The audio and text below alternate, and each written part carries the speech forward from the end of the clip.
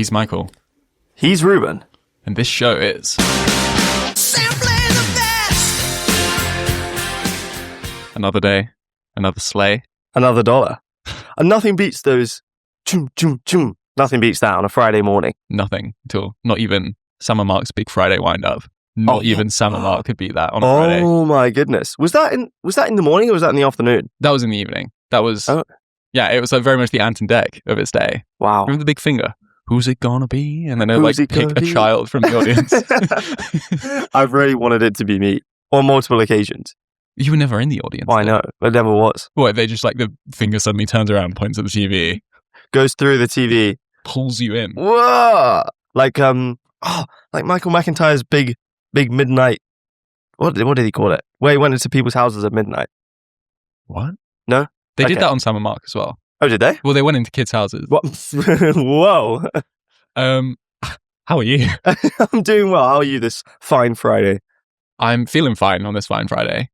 That's good to hear. We haven't done our usual pre-gym Simply the Best. No, we usually... No, not pre-gym Simply the Best. A pre-Simply the Best gym. We usually today. work out. We usually work up a sweat and then release those tensions on air. But today, we're tense. So, Yeah. you know, So shall we get into things? let's get into it. Okay, the topic for today is bugs. Hmm. All bugs weird, wonderful and wacky. Strange bugs. We're going to get into it. It's going to be fun.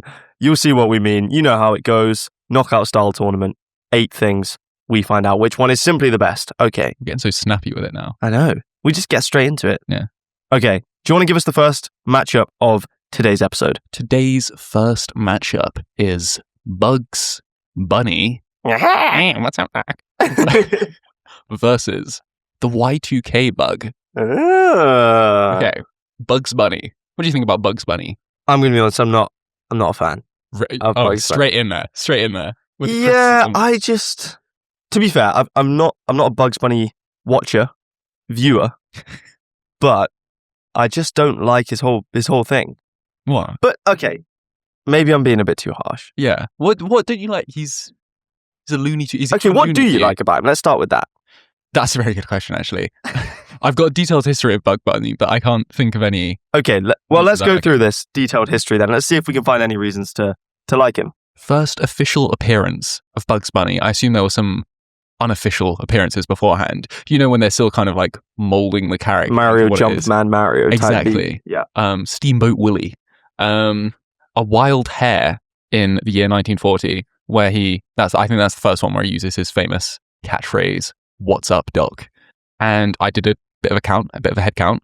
There are 252 films / TV shows / anything like that, other media starring Bugs Bunny. Wow. 252. I actually don't think I've seen a single one the whole way through. Have you? Surely you've sat down and watched like Space Jam or something. No. Anything with the Looney Tunes and I've obviously, it's been on, and I've watched while it's been on, and I've watched the YouTube clips, but I've the not. highlights. Yeah, tell me about Space Jam, because I've heard it's a phenomenon, Yeah. but I haven't ever partaken in it. Yeah. What happens in Space Jam? They've all of those cartoon characters have basically got to play basketball with Michael Jordan, and hilarity ensues because obviously he's just trying to play ball, but they're doing all of that loony stuff that they usually get up to. It's a really good film. It's like the kind of mixed media, like Maybe 2D animation. Maybe that's tonight's endeavor. I know, Space well, Jam. tomorrow, Valentine's Day. Oh, Treat a lucky lady to treat you. wow. Look, I maybe I'm changing my opinion on him as we talk about him. He has kind of defined the history of animation. Yeah, and he's one of those classic characters. But then I wonder, he's a classic character, but do the kids of today know who he is? Is he Unk now? I think he is. It's like Mickey Mouse. Everyone still knows who Mickey Mouse is. But Mickey Mouse is the godfather. But like Looney Tunes, you can't help but feel like there was a failure of management there, because they were a conglomerate. They were a megacorp back in the day. But now, like you said, yeah, the kids of today, they're not buying Bugs Bunny plushies. like even the Muppets, I think there is still room for like the Muppets in today's climate. But I think Even Tom and Jerry. even Tom and Jerry. But the Looney Tunes, Bugs Bunny, I just don't know if he can find his place in the modern world. I mean, the most recent big Bugs Well, trend has been Big Chungus, of course. which, if you're not familiar, is just a large Bugs Bunny. Yeah, that was like 2018, 2019, I think. And it was In the that- funniest thing ever to Yeah. 14-year-old boys. like Burger King foot letters era. But it was never as funny as Burger King foot letters. No, and it was one of those things where then Warner Bros. Kind of cottoned on to the fact that it was a meme, and then like 2 years later, it was like, oh, you can play as Big Chungus in like multiverses and stuff, and it's like, chill out. When corporations take memes and try and capitalize off of them, that's when they die. Yeah. Nobody trademarked 6-7 because then it will just die. Or maybe that's what you want. I haven't. I think I've gone this entire year without thinking about 6-7. That was my New Year's resolution. There's no way. No, there's no way. I wanted to leave that one in 2025. We're bringing it into 2026. 7-8. Ah! Okay. Its competitor today is the Y2K bug. Now, I didn't know what the Y2K bug was when you said it to me, but apparently it's very famous. Yeah. So please indulge the listeners. I now, of course, know you told me, but please indulge the listeners if they don't know what the Y2K bug is. So the Y2K bug was this big scare around the year 2000, the Y2K, that basically a lot of computer systems used 2 digits to store the current year, right? It would just be, because a lot of these systems, like with operating systems first came about in like the 70s, 60s, 80s. And at the time, no one was thinking we're going to be using these things forever. But then as the year 2000 crept closer, suddenly there was a crisis of like, what happens when the year 99 rolls over to the year 00 and there is no way to distinguish that from the year 1900? All manner of crazy things could happen.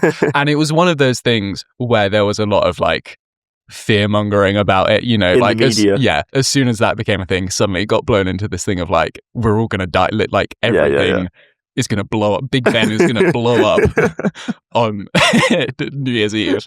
And it kind of turned out everything was actually fine. But there's this like public perception that it was fine, like there was no problem at all. But there was. And it was the diligent work of quite a lot of computer programmers, such as myself, that prevented. You did this. I did this. I went back in time and made sure that nothing happened. Wow. I took matters into my own hands. But there was, it's kind of sits in the middle where, yeah, there were actual issues. But also it was a bit overblown, but also quite a lot of people had to do some hard work to make sure that there weren't issues, you know. Yeah, and it's funny with these kind of things because although obviously it wasn't necessarily a good thing, it also is quite endearing in a way that now with so much that we know about computers and things, thinking back to that time, I think we mentioned this last week. Yeah. The early kind of internet time. Yeah, we're talking about World Wide Web. Yeah. That early kind of time where they were still figuring stuff out. The idea that the whole world was just like, what are we going to do Yeah. if it turns to 2000? That's just so funny to me. Yeah. So I like the Y2K bug, even though it maybe wasn't such a great thing. Yeah, it's a story. It's like, I like how it's kind of a story of triumph of like the programmers came together, Reddit assemble to, you know, stop the issue. I do have a list of things that did actually happen. Oh, okay. Of varying intensity. Hit me. Credits cards that it's expired in the new millennium had issues. 500 Philadelphia residents received jury duty summonses for dates in 1900. Machines in 13 train stations in Japan stopped dispensing tickets for a short time. Devastating. Video store accidentally generated $90,000 late fee in New York. That's really funny. So it's like, it's not apocalyptic events. Yeah. You know? I love how it's like for a short time. Yeah. They couldn't even, it didn't even affect it for that long. It was just a minor inconvenience. Yeah. But that's what I think is so good about it. It was not a hugely major inconvenience for the world, but just the idea that the naivety of the internet is quite endearing. Yeah. I really like. And like you said, it was a story of success in the end. Yeah. What do you think then? I personally think the Y2K bug is more endearing than Bugs Bunny and has lasted the test of time. Yeah, I just don't find our friend Bugs that charming or funny. You know, Yeah. there are characters I can think of who I have a chuckle at. But Bugs Bunny, Even when you do a Mickey Mouse, haha, everyone's like, oh, it's Mickey Mouse. If you do a Bugs Bunny impression, Yeah. maybe 30% of people are going to say, oh, that's Bugs Bunny, I love him. yeah, and even the other Looney Tunes, like I don't know, Daffy Duck, I feel like he's a funnier guy than Bugs Bunny. Yeah, not a big fan. Sorry, Bugs. Damn. Between Bugs Bunny and the Y2K bug, Y2K bug, you are. Simply the best. Devastating loss for Bugs Bunny. Okay. Next up in our second round matchup of today is The Very Hungry Caterpillar, famous children's book, and Tummy Bugs. The famous Tummy Bugs. Should we start with Tummy Bugs? Yeah. Because I think we've got a lot to say about the Hungry Caterpillar, and Yeah. we'll get there. But Tummy Bugs, they're just not great, are they? No, they're like on our kind of research planning doc. I think the only thing under Tummy Bugs is bullet point. Never pleasant. It's just awful. Yeah. One of those things where once it starts brewing, it's like, okay, this is just going to ruin a day or two or however many of my life. And it's just a real pain. I think what gets me as well is that you can never tell where it comes from. Yeah. You know, it's not like food poisoning or something where you've eaten something, or maybe a tummy bug, my umbrella term food poisoning. But I know like back in school, people, tummy bug going around. Who started that? Who went to Antarctica and got it out the permafrost? Like, this isn't a new thing. Like, how did this happen? Let's find them. Like, what? Let's trace it back to the source. It's not a good thing. You can't do anything to stop it. It's like, It's inevitable. yeah, you can't eat food when you have one, Yeah. which is sad. I like food. Most Yeah. people like food. It's just not good, is it? No. Okay. I think that's enough said about tummy bugs. Speaking of, Speaking of eat food, now this is a critter that's on a seafood diet oh, he sees food. and he eats it.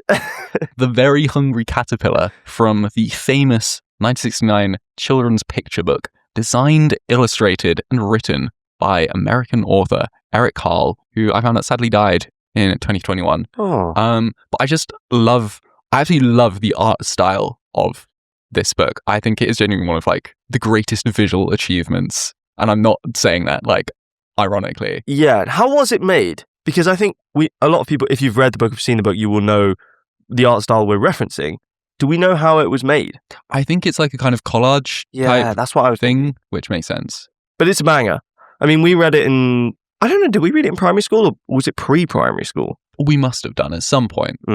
I think I probably pre-primary school, primary school, secondary school, every school. Yesterday. Oh, my troubles seemed so far. Oh, we'll get there. We'll get to that. But this book is very endearing, very lovely little book. Yeah. He eats lots of food.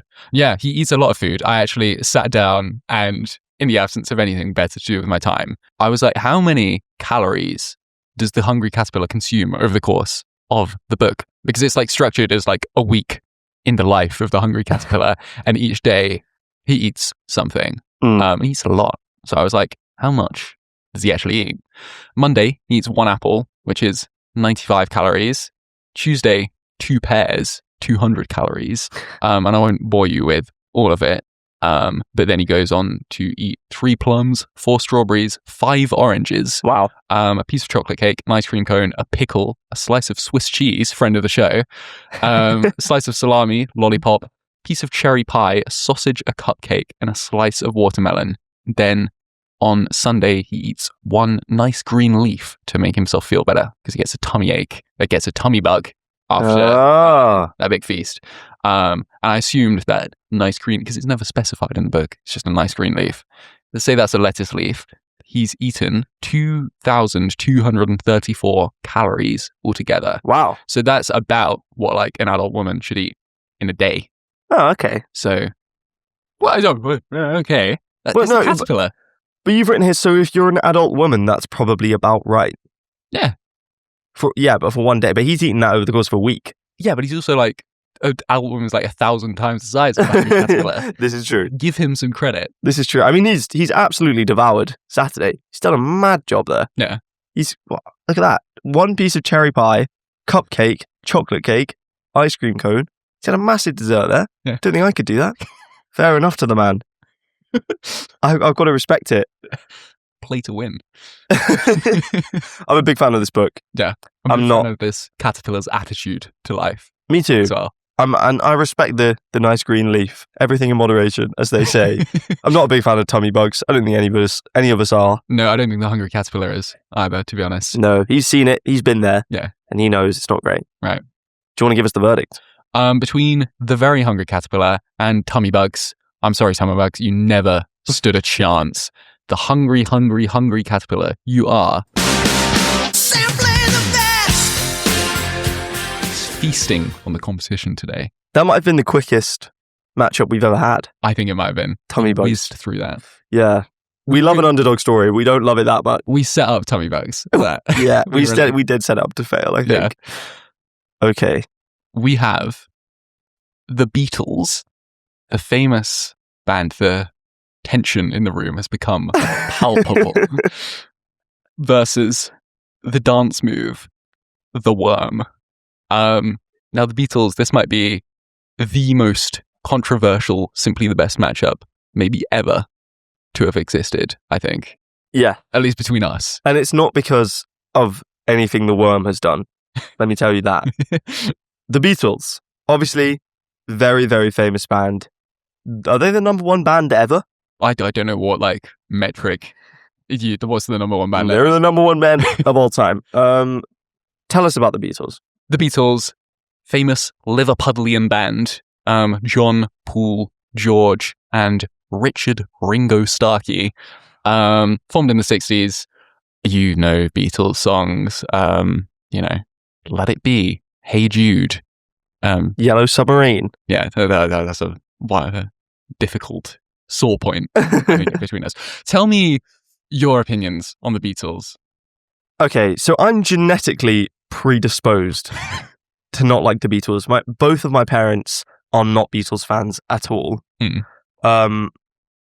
Obviously, you're a big Beatles fan. I really am not. Why? I don't like to use this word, but it's a very American word. I just think they're a bit corny. Ooh. A lot of their songs are very similarly structured. A lot of their songs have very weird guitar solos. Mm-hmm. They just have some weird lyrics, man. Don't get me wrong, they got some good songs. I like Here Comes the Sun. Yeah. Fan of that one. Yeah, because it was in the B movie. And the version in the B movie isn't even the Beatles version. It's Exactly, some that's weird why cover. it's so great. Don't get me wrong, I respect what they did. Mm-hmm. Okay, for those of you who understand this metaphor, I'm going to compare it to Mario 64.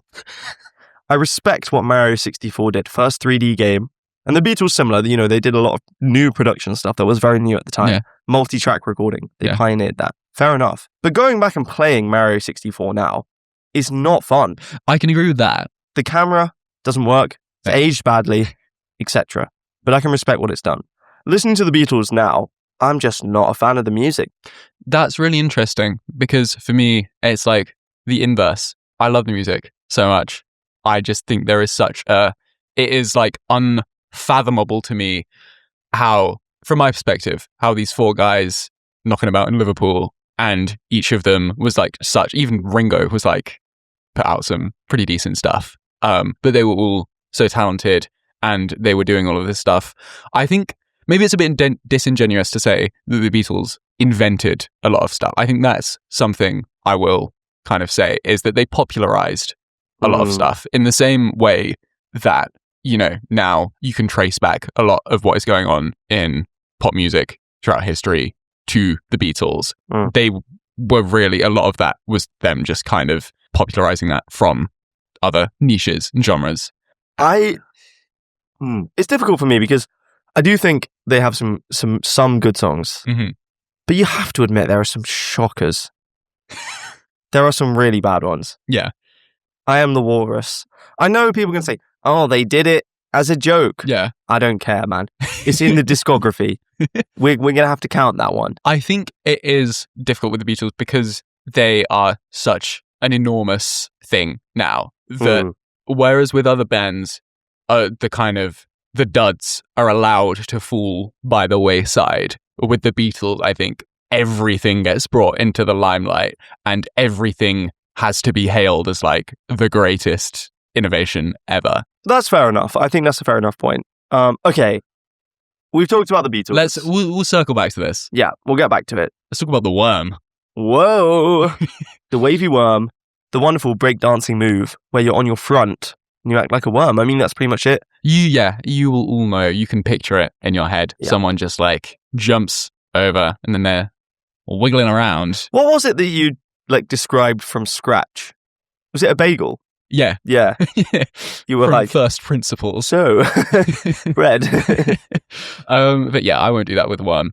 But it was surprisingly hard for such a popular move to find much on the internet about the worm. The Wikipedia article is only a few paragraphs long, but luckily for me, www.UncleJim'sWormFarm.com had me covered. And this is an amazing website. I've put a photo in our little doc. But I opened this website and I was instantly offered the chance to spin for free worms. I'll get discounts on worms. Yeah. Obviously I didn't. Oh, okay. That's the prize for today's lightning round. Just to be clear, it's a website specifically about worm farming, not about worm the dance move, but it happens to have information on the worm dance move. Yeah, I don't know. Maybe Uncle Jim's intern needed something to do or something. I don't know. But they've got a good page on the worm. There's highlights. If you've never seen the worm before, you'll definitely know it when you see it, says Uncle Jim. It tends to draw a lot of laughter and high fives, which I think fair. is not wrong there. Crucial advice from Uncle Jim. You should not attempt the worm if you have just eaten. Makes sense. Yeah. Kind of tummy bug. Wait. You are boxer shorts. I don't know what did Uncle Jim mean by this? I don't know. Don't know. You're pregnant, which makes sense. Yeah. Sprung to mind Triple H's facebuster move from last week. Oh my goodness. You have a heart or lung condition. Yeah. Or you cannot do a push-up. Which makes sense because that's kind of the motion of the worm. Can you do the worm? I can't. Can you do the worm? No. I've got a friend who is absolutely insane at the worm. And it's really one of those things where it's a party trick when you can do it. And I lived with him last year and we'd just be in the kitchen, just sitting there. And he'd just spontaneously decide to do the worm. And it never failed. As Uncle Jim said, to draw laughter and high fives. And he sent me videos from like being in a pub, and he sent me a video of a worm off he had with someone else where they were just like competing worms. Who won? I don't know. Wow. Lost media. But I feel like there is a whole another facet of your life that opens up when you can do the worm. I want to be in a worm off. Yeah. But I can't do. But I think that is what makes it puts it on a pedestal for me. It's not easy. Like, you do have to put in work to learn it. Yeah. And then once you do, you're kind of part of that upper echelon of humans. The elite worm club. You're invited, you get like a email. From Uncle Jim. It's like the cursed version of Uncle Ben's rice. He's like, Uncle Jim's worms. Uncle Jim's worms. Join the club. You click a link. Bam. That's the worm. I think, imagine all the people at home who are screaming at the TV right now because make the case for the Beatles. I really like the Beatles. I think the thing is, I love the Beatles, but in this show, this is I'm going to make an executive decision here. I'm going to have to make a diplomatic decision. Wow. I think we cannot truly advance a contestant through the competition. We cannot truly sit here and say someone or something is simply the best if we don't both wholeheartedly believe it, right? You know, it's back in 12 Angry Men gate, you know, we weren't. We waited. There was not a consensus. So we waited, we sat it out. And, you know, today, if we sat it out here today, we would be, we'd be sitting until the dawn, you know, we'd be sitting until the new day. I don't think there's no universe in which we both sit here and agree. So I think the worm, we've both spoken fondly of the worm. This feels like a big moment. This is me selling my soul on air. Do you want to give it or shall I? I think you're going to have to give it. I think emotions might run high if I... Between the Beatles and the Worm dance move. The Worm, you are... Simply the best. That feels like a big moment. Yeah, I'm going to have to let it be. I was willing to budge, but I guess not. It's No. not what it was meant to be. And you know what? I like the Worm. I would have been sad if the Worm was instantly eliminated from this Tough competition. first round. Yeah. We got things like Tummy Bugs in here.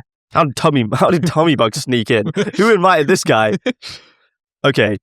Finally, our last matchup of the first round. Centipede, the video game, the ancient arcade video game, versus Hex Bugs. Oh, what's that coming over the hill? Is it a Hex Bug? Yes, it is. But you're going to have to wait. Oh. Okay. First up, Centipede, the video game. A lesser known bug, just to mention the name of the centipede. Yeah. I do like the Centipede. I Yeah. think it's a very cool advancement of evolution. Mm. Let's have a bug that just has like loads of legs. It's just fun. Yeah, I think it's cool. Yeah. It's like, nobody knows how many legs they've got. How many legs can we get on a single bug? Let's find out. But of course, we're not judging the bug here today. We are judging the arcade video game Centipede.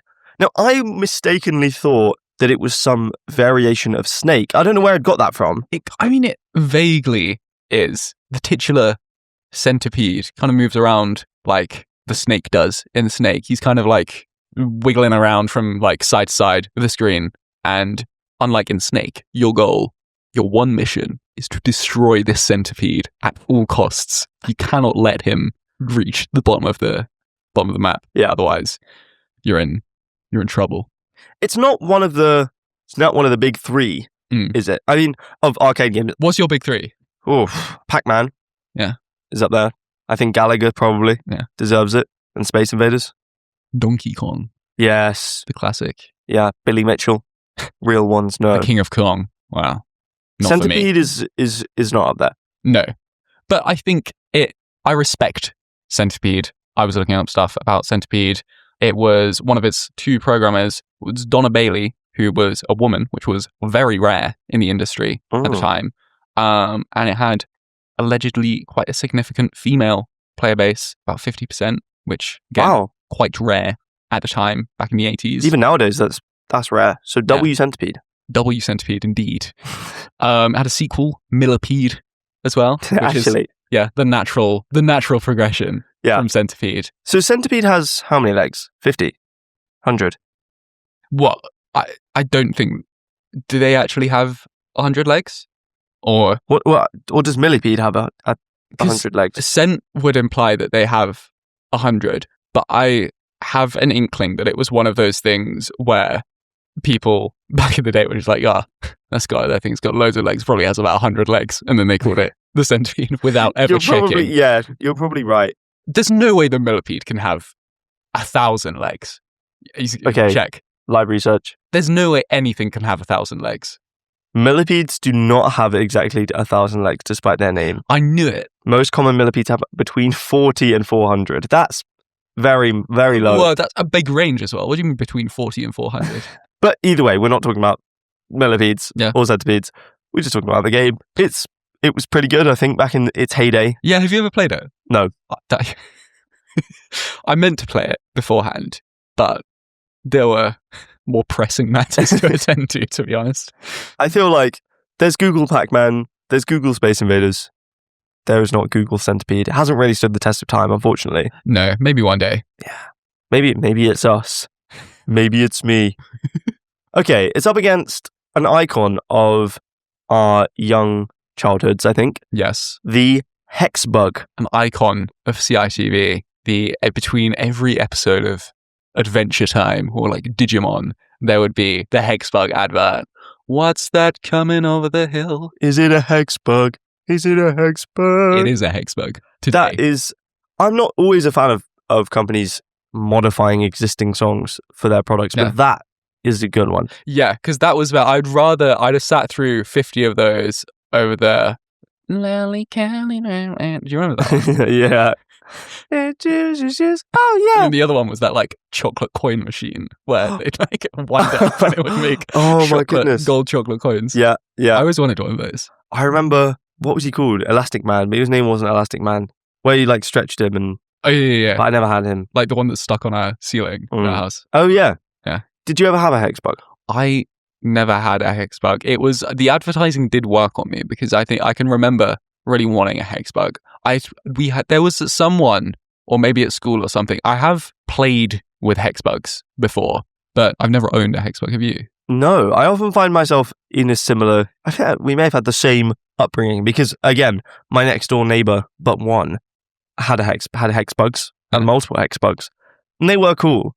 They had the little they were a bit like marble runs. The machines that they went through, they just kind of vibrated their way through. Yeah, and yeah, big fan. Yeah, and the advert, it does come down to that advert. It still sticks in my mind. Yeah, you know, Inside Out, where she has the gum advert. This triple dent gum, it'll make you smile. It's like that, but for me, somebody throws that memory up into my projector. Yeah, and I just see it in my head. The guy who sung the original song, What's That Coming Over Hill, is in a Monster.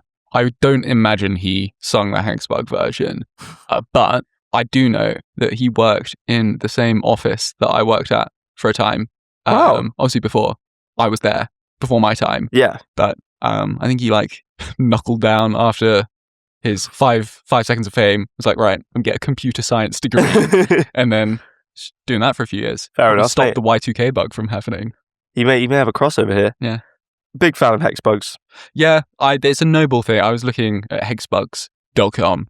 Hexbug, the name, doesn't actually describe the bugs themselves because you'll notice that they don't actually have six legs or 6 sides. They come in hexagonal packaging boxes. So that's why there's a Valentine's Day edition Hexbug. So, wow, that's tomorrow. So if you forgot, or if you need to scrape a gift together quickly for your significant other, make sure to credit us. Yeah, when you get that Valentine's Day edition Hex Bug. But that's there. But yeah, I think it's good. It's like robotics for kids at young age. Yeah, it's good. I respect the Hex Bug. I don't mind Centipede, but I'm a fan of Hex Bugs. Yeah, and I think that's all it comes down to. Yeah. So in this matchup, Centipede and Hex Bugs have risen over the hill, running up that hill. And Hex Bugs, you are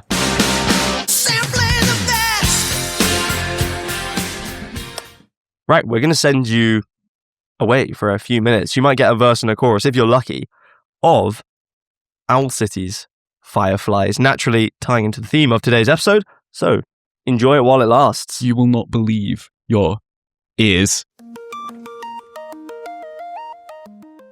I like this little verse chorus vibe we've got going on. Yeah, you get a tease. Sorry. Anyway. Okay, let's quickly do the semi-finals and the final then, shall we? Let's get on with it. First semi-final for today is the Y2K bug versus the Very Hungry Caterpillar. Oh, this is tricky. I really like this matchup. I don't know, it represents, just young things. I don't know. The young internet and young children's book. Yeah, it represents the two, camps of bug as well. Yeah. There's the bug, the little caterpillar that just wants to munch away. And then there's the big scary bug. I don't know. I'm leaning towards the Very Hungry Caterpillar just because of the joy that it has brought people over the years. The number 10 book on the list of top checkouts of all time by the New York Public Library, which is wow, big stats. That's insane. Actually, it's a mega book. Yeah, it's not just one of these or another one of these books. Yeah, it's not a Holes. Well, no, Holes has a very special place. Give Holes its due. I'm wondering how many children in the UK, what proportion of children in the UK of our generation have read that book. If you have ever read The Hungry Caterpillar, message in to Simply Best Show on Instagram. Send us a message saying, in all capitals, a caterpillar. By the end of the show, we'll see. We'll tally it up. Yeah, 1. But for now, we need to decide. Yeah, we've talked the Y2K bug. We've talked about its strengths, the kind of endearing quality of it. But at the end of the day, that it's Okay, I agree with you, but there's something about that whole time period of the new millennium, which, and maybe I'm looking back on it fondly because I wasn't around, but there just seemed like such a hope for humanity around that time Yeah. of like, we'd made it to another century. Yeah. And I think the Y2K bug is something that will forever persist as like a reminder of like the naivety of humanity in the year 2000. Yeah, there's like an innocence to it. I feel like if something like this happened now, where it was like, oh my god, there's this computer bug that's just gonna like cause apocalypse and everything's gonna go crazy, I think everyone would be very nihilistic and just be like, okay, like let it happen. Whereas Just makes me smile when I think about it. Yeah. And I think the power of something that was inherently scary. Yeah. Being able to look back on it and say, actually, it was fine. Yeah. And we got through it. It just really makes me smile. And I do love The Very Hungry Caterpillar, but I haven't gone back and read it. It's the only thing I'm thinking about. But it's up to you, really. I don't know, maybe we should have consulted those 13 train stations in Japan to see what they thought of the matter. They take those very seriously. Hungry Caterpillar is big in Japan. I saw there's like a Hungry Caterpillar and Hello Kitty collaboration Whoa. happening. Wow. Which is crazy. I think I can agree with you. I think the Y2K bug deserves to be preserved. So between the Y2K bug and The Very Hungry Caterpillar, unfortunately for Mr. Caterpillar, Y2K bug, you are Simply the best. it's like you said, there's an innocence to it. Yeah. And I'm a big fan of hope core. Big fan. Hope cool guy. Okay, second semi-final for today. Unfortunately, it's not going to feature Ringo or Paul. Paul. John. George. Ringo. That's my Beatles impression for you. Well done. You should have brought that out earlier. Maybe it would have got Maybe through. Swayed. Swept the competition. Okay, The Worm, the dance move, versus Hex Bugs. Ooh, tricky one. Hex Bugs, it's funny. We often end up with these matchups where we've got something very specific Yeah. versus something that's a bit more broad. Obviously, The Worm is quite specific, but anyone can do it, apart from pregnant women Of course. or pregnant men. Or if you're boxer shorts, you cannot do it then. Please do not do it. I am inherently leaning towards The Worm. Yeah. The worm, for me, embodies a kind of just lust for life and a kind of joy and whimsy that I think we need more of in the world. I I agree. think there is never a moment, and maybe like a funeral or something, where there's never a moment that bringing out the worm will not, like as Uncle Jim said, draw in laughter and high fives. Imagine you're at a wedding, you just surprise pull out The Worm. Yeah. Everyone's going to go Everyone's wild. loving that. But like, imagine you're just walking along the street, you do a worm. Even the, most miserly, miserable old man is cracking a smile at that. There is no, like...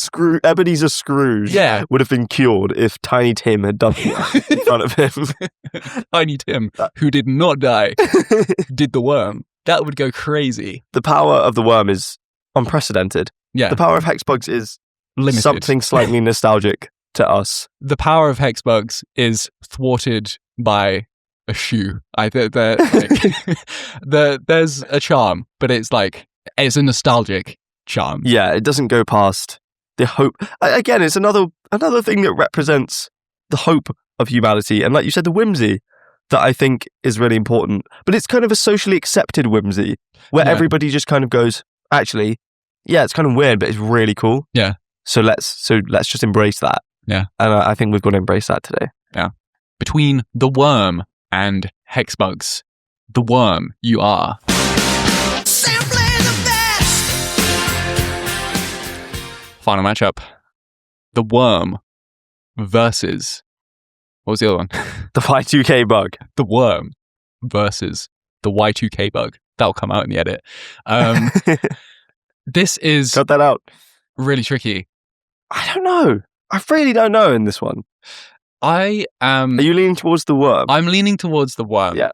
I think maybe there's a bit of recency bias going in. It feels like slightly wrong to allow through the pearly gates of simply the best winners the World Wide Web, immediately followed by the Y2K bug. Do you know what I mean? And maybe I'm biased there. We also weren't actually around for it, so it's easy for us to look back and think, What were they laughing about? What were they so scared about? Yeah. You know? But actually, it probably was quite scary Yeah. at the time. Because there were people buying like, it's like COVID style buying toilet roll and stuff because it's like they didn't know what's going to happen.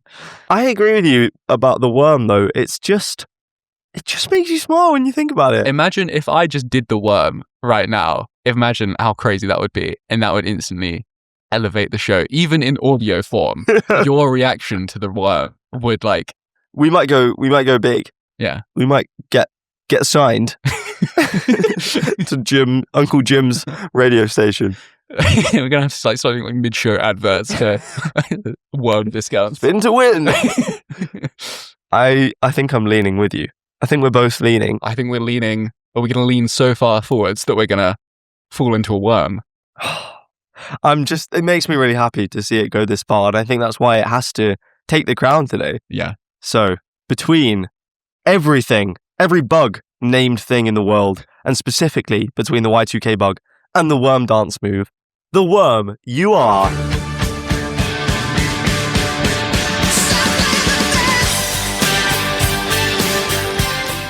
Where there's a worm, there's a way. I'm really happy about that. I know the Beatles went out early, but they did go out to a strong... I the winner. think if John Lennon was around today, I think he'd be a worm enjoyer. I think if he was here in the studio with us today, he'd be happy with this, and he'd probably do the worm for us. Yeah, live. I even agree. At the ripe old age of 80, I agree. think he'd have it in him. I think we're both going to have to learn the worm now. Yeah. Okay, we Show's finished the not bracket over. for today. Of course it's not. We've got one more segment, as we always do, the lightning round. Oh, I said it. Oh, do you want a jingle? Sorry. I was gonna let you kind of tee it up, and then I was gonna. Okay, Do it. rewind. One more segment for today. We've got Lightning round. There is. We asked you, the audience, tell us some things that you can take, and you, the audience, delivered as always. There's a prize up for grabs for our favorite suggestion. as always. As always, today I've not got it with me in person, but I've got one of the, with Lego, they always give you Spare parts. not even spare parts. They give you the little thing kind of wedge to Yeah. get the bricks out, like it. Yeah. To get something up. So I've got a few of those. I don't need. You only really need one, to be honest. Yeah. So that's Good luck. up for grabs if you're a Lego enjoyer. Or even if you're not. Yeah. Okay, here we go. Lego of those bricks. I think I rated last time. Do you want to rate this time? I'll take you through. Yeah, sure. Okay. Amazing. Things you can take from Noah. You can take the stage. Oh, good one. You like taking the stage, I definitely. do, yes. You're a man of theatre. That's a 8.3. Ooh. From Elsie and Danny, you can take the mic. Or the Mickey. This is a good one. It's a good one. It's like, I want to say it's not so good to be on the receiving end of, but I think generally, if you're taking the mickey out of someone, I think they're in on it a little bit. It's good. It's all in good faith. Yeah. In jest. I like taking the mick a little bit. 7.75. From Danny, you can take on me. Banger. 7. Okay. You can take, and this is from Finn, you can take Reuben Barnes on a date for Valentine's Day. You can. This is open to all the listeners. This is, at Simply the Best Show. No, I'm joking. I'm going to rate that one quite highly myself. I'm going to give that a 9. Wow. What are you giving? No, okay. We can average it. Okay, I'll give it a 5. Okay. 7. Okay. You can take this from Danny. I like that one. It's good. It's like there's the one, I don't know if this is going to mean anything to you, but Sonic 06, there is that one boss fight with Silver the Hedgehog Where he spams take this. He keeps saying, it's no use, take this, over and over again. I like that. That is a funny one. I'm going to give that 8.7. Wow, it's current favourite, I believe. Mm-hmm. Annie says you can take a break. Always good. Always good. That's the advice that I always give other people and I never listen to myself, is if they're stressed about something, it's just like, Slow down. take 5, take a break. Yeah. Exactly. Kit Kat, of course, famous slogan. That puts it up even more. Whoa. 8.8, I think. Ah. Okay, Chris has said, you might understand this.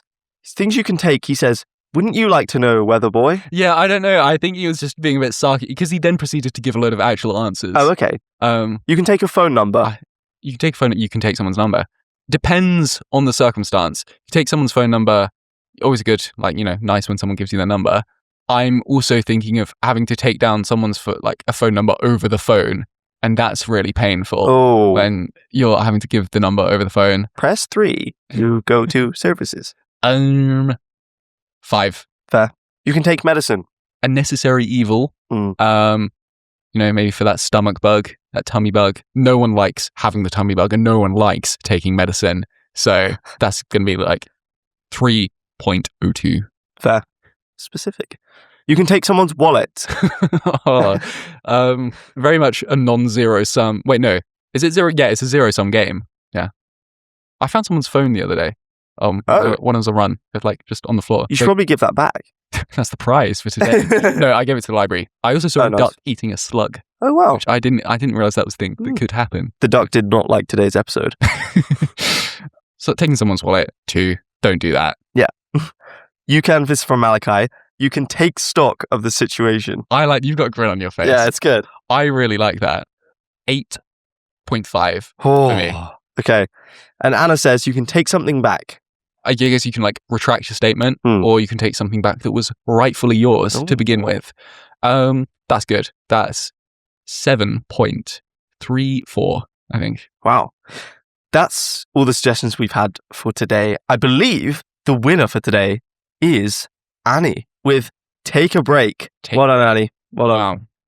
Wow. Why don't you take a break and get yourself a nice Lego set, and if you make any errors along the way, you're insured because you've got a little, I don't even know what they're called. I don't know. Ratchet. Let's call it a ratchet. Yeah, you have won the Ratchet prize. That's it for us today. Amazing. Well done, Annie. And what were you going to play us out with, Reuben? I was going to play a song earlier by Pearl and the Oysters, also called Fireflies. Ooh. And we don't have that, but we do have another song by them, which I absolutely love, called Pacific Avenue. Wow. I was going to say oysters, another form of bug, but then very much not. They feel like bug vibes, though. Yeah. Bug vibes. Thanks so much for listening today. It's been a fun one, as always. We'll see you. We won't see you next week. No, we won't see you next week. Unfortunately, dear listeners, I have a dental appointment just after the show in a different place, a different country. No, different country. So I will not be here. Simply the Best will not be taking place next week, unfortunately. Simply the Best will return on Friday, the 27th of February. So mark it in your calendars.